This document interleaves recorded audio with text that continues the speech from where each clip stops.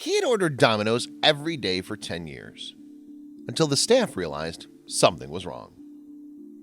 Hey lovely people, I'm Scott Leffler from Wonder Earth. Before we begin, make sure you smash the like button, subscribe to our channel, and click the notification bell for new amazing videos. Kirk Alexander was the most loyal customer a fast food restaurant could ever ask for. Every day for 10 years, he had ordered Domino's pizza to his home, befriending his local chain's employees in the process. But one day, out of the blue, something happened that was so uncharacteristic that it frightened them, and the restaurant staff knew they had to investigate. Did they figure out the truth too late? Kirk Alexander was a 48-year-old man who lived all alone in his secluded home in Salem, Oregon. Among his passions, he had a major love of his life that he shared with so many other people: pizza. But not just any pizza would do for Kirk. He was a Domino's man through and through. In fact, Kirk loved Domino's so much that he bought dinner from them every day for nearly 10 years. Not only that, but he would order it from the same exact Domino's branch. So when he mysteriously stopped ordering from them, the workers grew a little worried about him. Something weird was going on, and they were going to find out what it was. As Domino's general manager, Sarah Fuller, explained, he orders every day, every other day. His order pops up on screen because he orders online. This was something that Fuller and her co-workers had long grown accustomed to. Receiving orders from Kirk became a regular occurrence. Fuller continued, "So we see it come across the screen and we're like, oh, Kirk's order.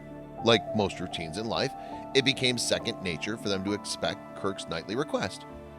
This is why they were alarmed when the orders stopped coming in. What was going on? Was everything okay with their loyal paying customer?" Before jumping to any crazy conclusions, the Domino's employees decided to consider all the possibilities. They reasoned that Kirk was probably away on vacation or on a business trip, or perhaps even visiting his family. They thought all kinds of scenarios that could justify him not ordering like he had always done. Eventually, they decided to wait it out and see if anything would change. But as the days kept passing by, no orders from Kirk came in. The Domino's employees began to grow extremely worried. That was then they considered yet another possibility, one that made them even more uneasy. But there was no way it could be true. Sarah Fuller and her fellow employees at Domino's started to consider something that was within reason, yet seemed totally illogical nonetheless. Was it possible that Kirk had simply gotten sick of their food? Was it something they did wrong that drove him away? He'd been ordering from there forever, so he obviously proved that he enjoyed it for long enough, so what changed?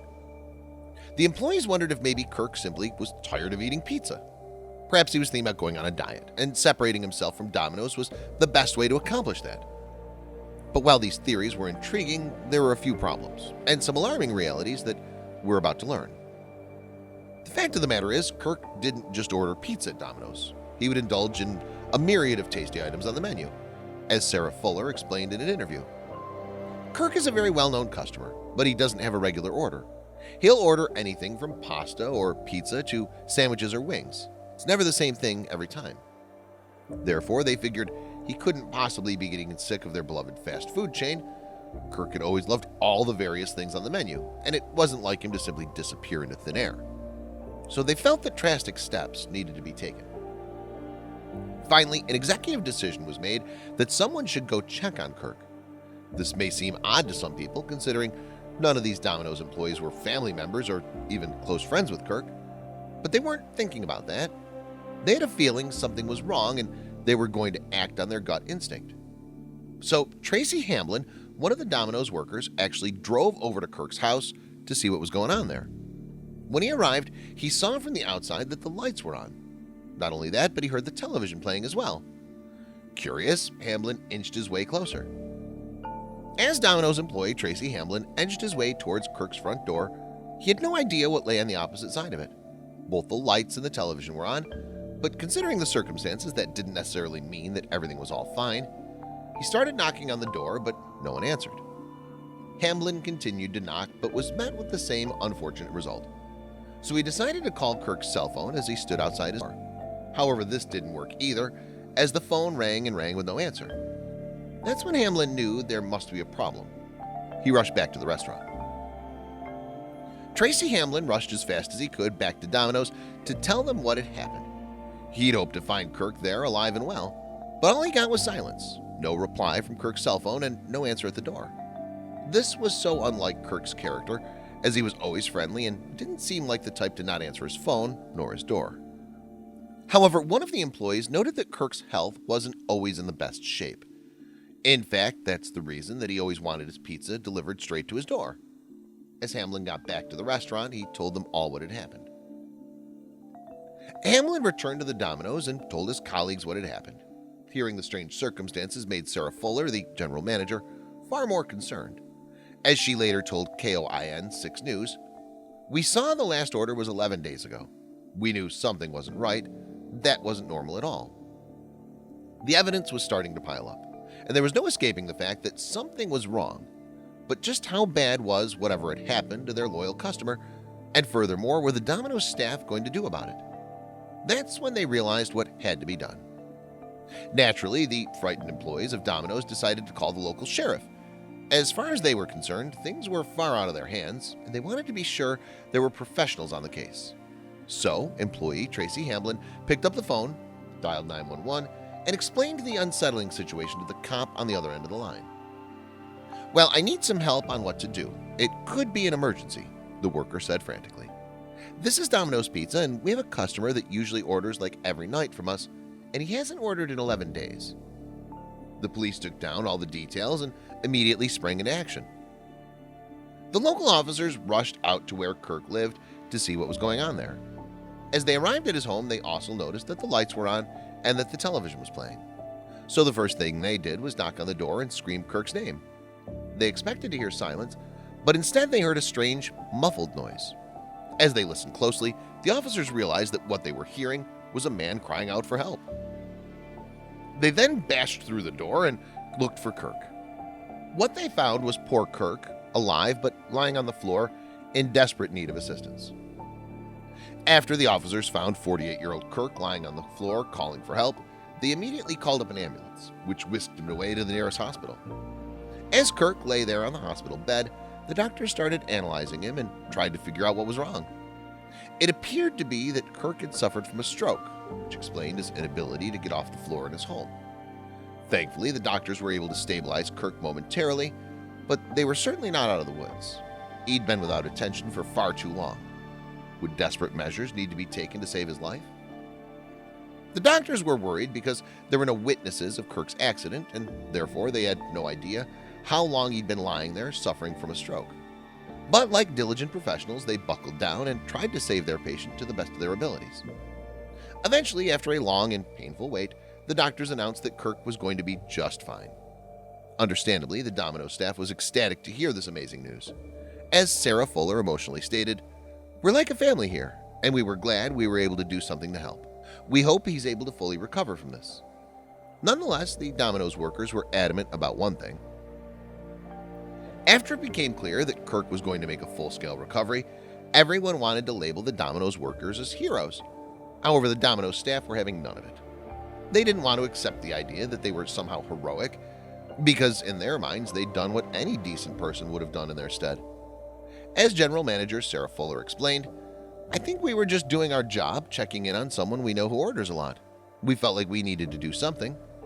But as humble as Fuller and her fellow employees were, the media wasn't about to let this go. As the local news network started catching wind of this inspiring story, they wanted to throw a spotlight on these Domino's workers. Soon it wasn't just the local networks, but also major news organizations like the Washington Post, who wrote about it too. The story was blowing up by the day, and the local Domino's workers were basking in a hero's glow that they hadn't even asked for. The more popular the story got, the more regular folks started wondering how Kirk was recuperating after his terrible ordeal.